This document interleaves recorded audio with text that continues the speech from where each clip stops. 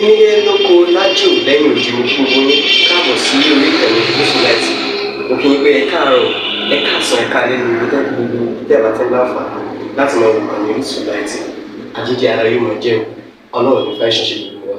Ojú tẹ̀ fi ń wò wá àti títẹ̀ fi ń wò wá lòdì, kò sì ní fọ́nà ṣe ẹ ṣeun. Gúúsùláìtì TV #1 Islamic channel jẹ́ ìkànnì tí ó wà fún oríṣiríṣi wáàsí àti ọ̀rọ̀ ẹ̀sìn látọ̀dọ̀ ọ̀pọ̀lọpọ̀ àwọn àfáà ńláńlá jàǹkàjàǹkà tí wọ́n mọ̀ máa ṣàlàyé ọ̀rọ̀ nípa ẹ̀sìn wa. Ní báyìí, ẹ bá mi subscribe sórí Gúúsùláìtì kí ẹ lè máa jẹ ọ̀pọ̀lọpọ̀ gbádùn àwọn fídíò táwọn fi síbẹ̀ lónìí ọ̀rọ̀. Ẹ bá mi like kí ẹ sì bá mi subscribe, ẹ bá mi share kí ẹ bá mi comment sórí àwọn fídíò yìí. Ìṣẹ̀lẹ̀ bẹ́ẹ̀ bẹ́ẹ̀ ti sí.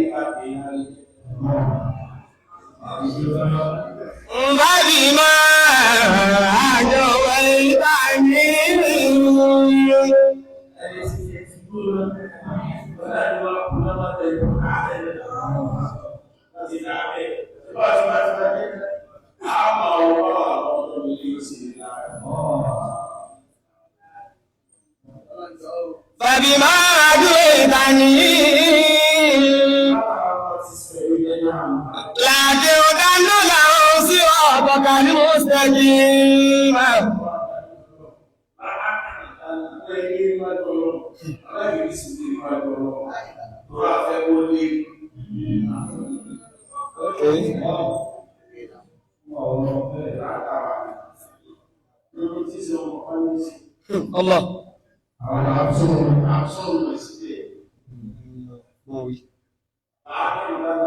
Siratal mustaqim.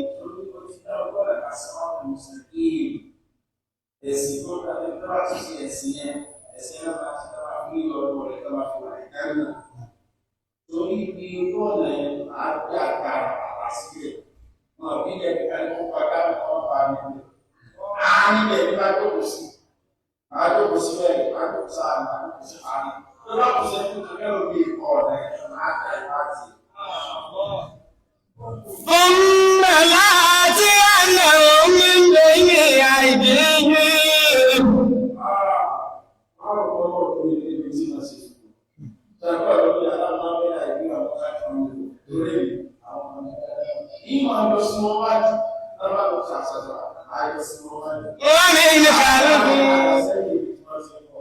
ومن خلفهم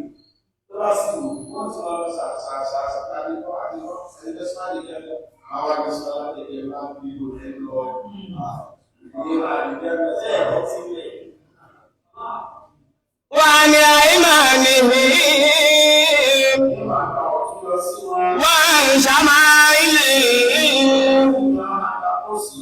ولا تجد أكثرهم شاكرين.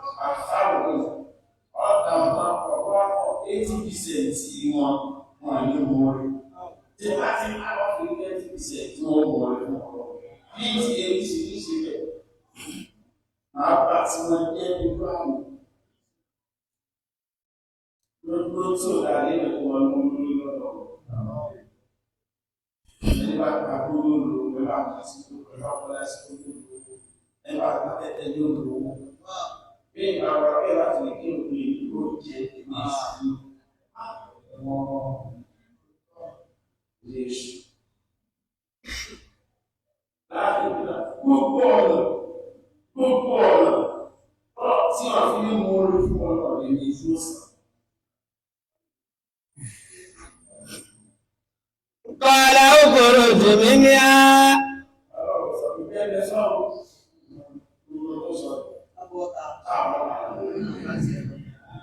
مذءوما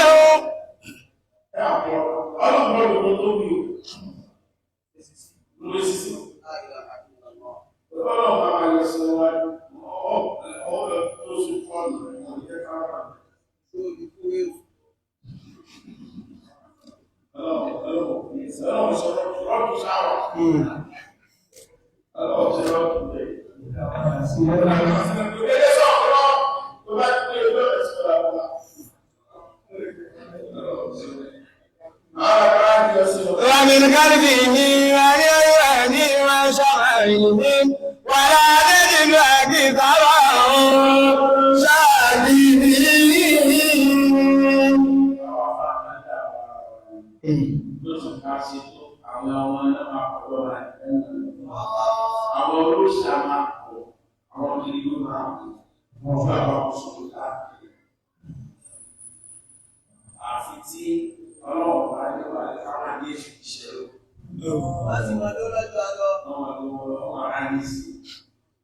Subhanallah.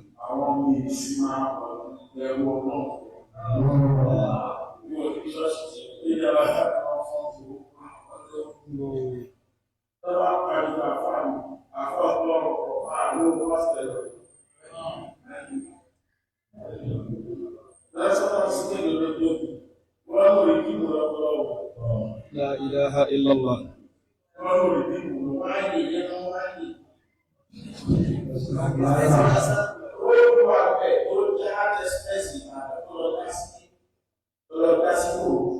Subhanallah.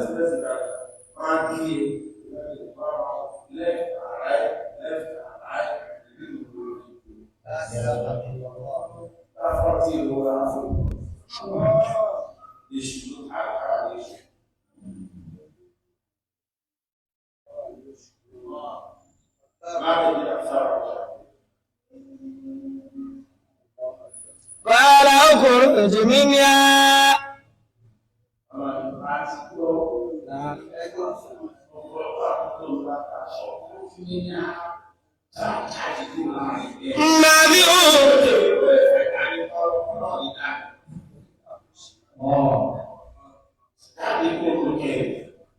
مذءوما مدحورا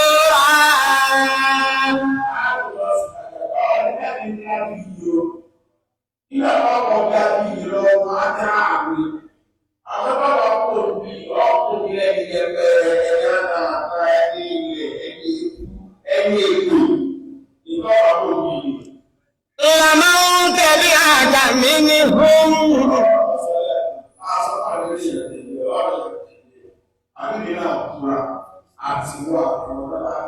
لأملأن جهنم منهم أجمعين.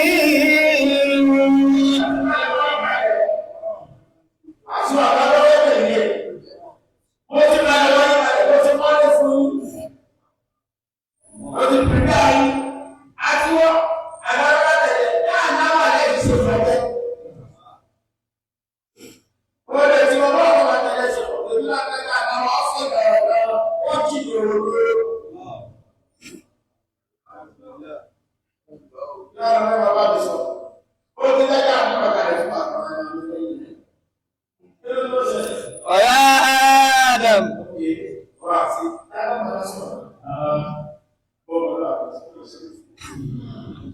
jẹ lọ́wọ́. Lẹ́yìn rẹ̀, tọ́lọ̀ bá ti pè ìgbà rẹ̀ ní ọ̀pọ̀ tó máa rọgbọ́. Tọ́lọ̀ bá ti dáre láàrin kò sí àwọn. Èyí ẹgbẹ́ ọkùnrin gbogbo ti ṣe láàrin sọ̀kalẹ̀. Èsì ó lágbàbọ̀ lẹ́fọ̀ọ́sì.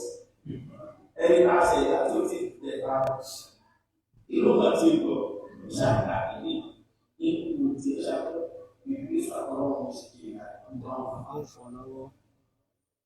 Tábà láṣìírí bá fẹ́ lọ ẹ́, tábà bá ti ní kán fẹ́lẹ̀ kò ní ìdíkò sọ̀rọ̀.